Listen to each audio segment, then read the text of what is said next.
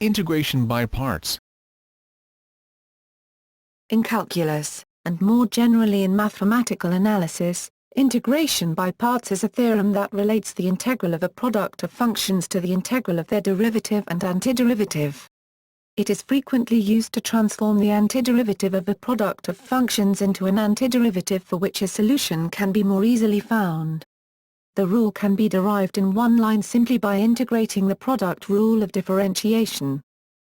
If u equals u, x, v equals v, x, and the differentials do equals u, x, dx and dv equals v, x, dx, then integration by parts states that. Or more compactly, more general formulations of integration by parts exist for the Riemann-Schultes integral and Lebesgue-Schultes integral. The discrete analog for sequences is called summation by parts. Theorem. Product of two functions. The theorem can be derived as follows. Suppose u, x, and v, x, are two continuously differentiable functions. The product rule states, in Leibniz notation, integrating both sides with respect to x, over an interval a, x, b. Then applying the fundamental theorem of calculus, gives the formula for integration by parts. Since du and dv are differentials of a function of one variable x, the original integral, if dx contains v, derivative of v. In order to apply the theorem, v, antiderivative of v must be found, and then the resulting integral, v dx must be evaluated. Product of many functions. Integrating the product rule for three multiplied functions, u, x, v, x, w, x, gives a similar result. In general for n factors. Which leads to where the product is of all functions except for the one differentiated in the same term. Visualization. Define a parametric curve by x, y, equals, f, t, g, t. Assuming that the curve is locally 1 to 1, we can define the area of the blue region is. Similarly, the area of the red region is. The total area A1 plus A2 is equal to the area of the bigger rectangle, x2 y2, minus the area of the smaller one, x1 y1. Assuming the curve is smooth within a neighborhood, this generalizes to indefinite integrals. Rearranging. Thus integration by parts may be thought of as deriving the area of the blue region from the total area and that of the red region. This visualization also explains why integration by parts may help find the integral of an inverse function f. 1, x, when the integral of the function f, xv, is known. Indeed, the functions x, y, and y, x, are inverses, and the integral x dy may be calculated as above from knowing the integral y dx. Application to find antiderivatives. Strategy. Integration by parts is a heuristic rather than a purely mechanical process for solving integrals.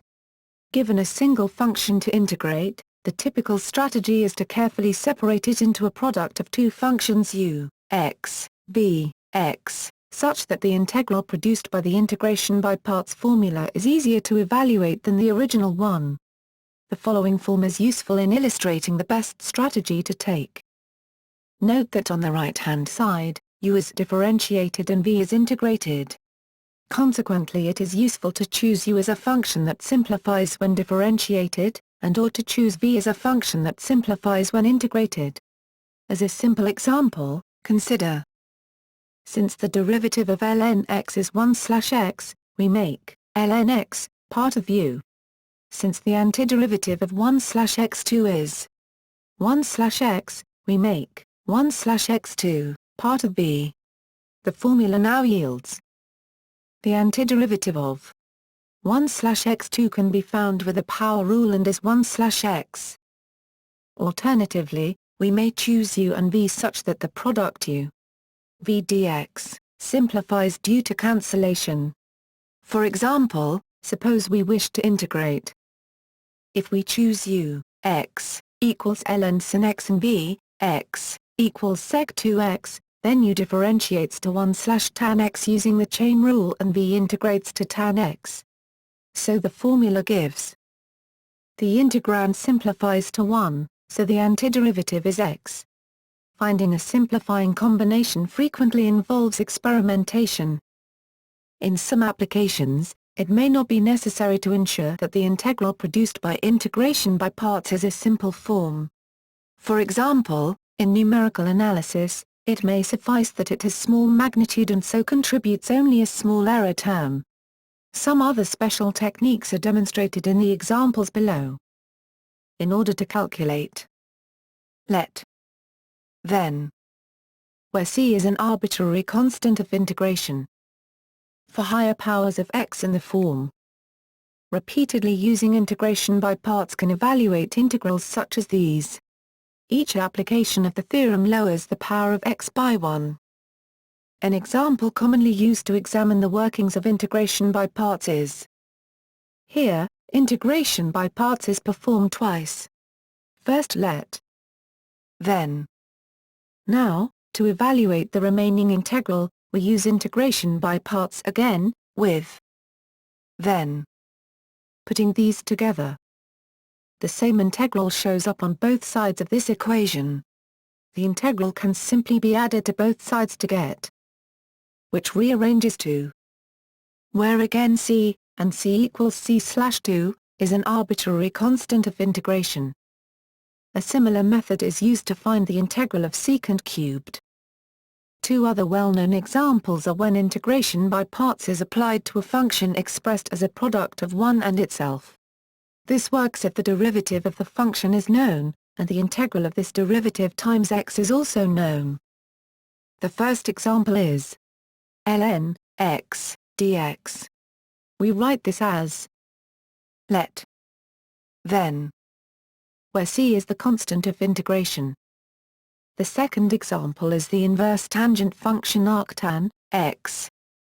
Rewrite this as now let then. Using a combination of the inverse chain rule method and the natural logarithm integral condition. LATE rule.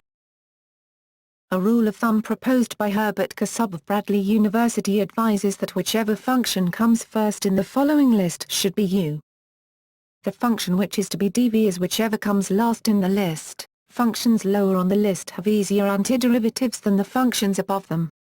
The rule is sometimes written as detail, where d stands for dv. To demonstrate the LATE rule, consider the integral. Following the LATE rule, u equals x and dv equals cos x dx, hence do equals dx and v equals sin x, which makes the integral become which equals. In general, one tries to choose u and dv such that do is simpler than u and dv is easy to integrate. If instead cos x was chosen as u and x as dv, we would have the integral, which, after recursive application of the integration by parts formula, would clearly result in an infinite recursion and lead nowhere. Although a useful rule of thumb, there are exceptions to the LATE rule. A common alternative is to consider the rules in the ILATE order instead. Also, in some cases, polynomial terms need to be split in non-trivial ways. For example, to integrate, one would set so that then. Finally, this results in Applications in pure mathematics. integration by parts is often used as a tool to prove theorems in mathematical analysis. This section gives a few of examples. Use in special functions. The gamma function is an example of a special function, defined as an improper integral. Integration by parts illustrates it to be an extension of the factorial, yielding the famous identity. For integer z, applying this formula repeatedly gives the factorial, denoted by the. Use in harmonic analysis. Integration by parts is often used in harmonic analysis, particularly Fourier analysis, to show that quickly oscillating integrals with sufficiently smooth integrands decay quickly. The most common example of this is its use in showing that the decay of function's Fourier transform depends on the smoothness of that function, as described below. If f is a k times continuously differentiable function and all derivatives up to the kth1 decay to 0 at infinity, then its Fourier transform satisfies.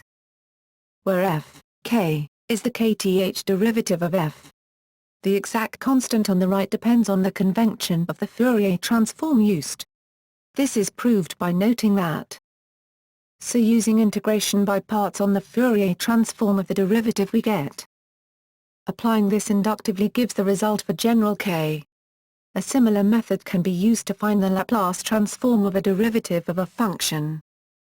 The above result tells us about the decay of the Fourier transform, since it follows that if f and f, k, are integrable then. In other words, if f satisfies these conditions then its Fourier transform decays at infinity at least as quickly as 1/xk. In particular, if k 2 then the Fourier transform is integrable. The proof uses the fact, which is immediate from the definition of the Fourier transform, that using the same idea on the equality stated at the start of this subsection gives. Summing these two inequalities and then dividing by 1 plus 2pxk gives the stated inequality. Use in operator theory. One use of integration by parts in operator theory is that it shows that the where is the Laplace operator, is a positive operator on L2, CLP space. If f is smooth and compactly supported then, using integration by parts, we have Other applications. for determining boundary conditions in Sturm-Liouville theory, deriving the Euler-Lagrange equation in the calculus of variations. Recursive integration by parts. Integration by parts can often be applied recursively on the v-do term to provide the following formula. Here, u is the first derivative of u and u is the second derivative. Further, u, n, is a notation to describe its nth derivative with respect to the independent variable. Another notation approved in the calculus theory has been adopted. There are n+1 integrals. Note that the integrand above, u, differs from the previous equation. The dv factor has been written as v purely for convenience. The above-mentioned form is convenient because it can be evaluated by differentiating the first term and integrating the second, with a sign reversal each time, starting out with if1. It is very useful especially in cases when u, k plus 1, becomes 0 for some k plus 1. Hence, the integral evaluation can stop once the u, k, term has been reached. Tabular integration by parts. While the aforementioned recursive definition is correct, it is often tedious to remember and implement. A much easier visual representation of this process is often taught to students and is dubbed either the tabular method, the stand and deliver method, rapid repeated integration, or the tic-tac-toe method. This method works best when one of the two functions in the product is a polynomial, that is, after differentiating it several times one obtains 0. It may also be extended to work for functions that will repeat themselves. For example, consider the integral. Let u equals x3. Begin with this function and list in a column all the subsequent derivatives until 0 is reached. Secondly, begin with the function v, in this case cos, x and list each integral of v until the size of the column is the same as that of u. The result should appear as follows. Now simply pair the first entry of column A with the second entry of column B, the second entry of column A with the third entry of column B, etc. with alternating signs, beginning with the positive sign. Do so until further pairing leads to sums of zeros. The result is the following. Notice the alternating signs in each term, which, with simplification, leads to the result. With proper understanding of the tabular method, it can be extended. Consider In this case, in the last step, it is necessary to integrate the product of the two bottom cells obtaining, which leads to and yields the result. Higher dimensions. The formula for integration by parts can be extended to functions of several variables. Instead of an interval, one needs to integrate over an n-dimensional set. Also, one replaces the derivative with a partial derivative. More specifically, suppose O is an open-bounded subset of N with a piecewise smooth boundary G. If U and V are two continuously differentiable functions on the closure of O, then the formula for integration by parts is: where is the outward unit surface normal to G, Ni is its ith component, and I ranges from 1 to n.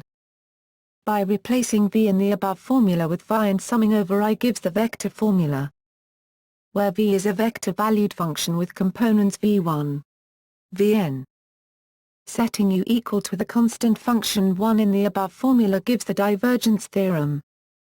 For where 1 gets, which is the first Green's identity, the regularity requirements of the theorem can be relaxed.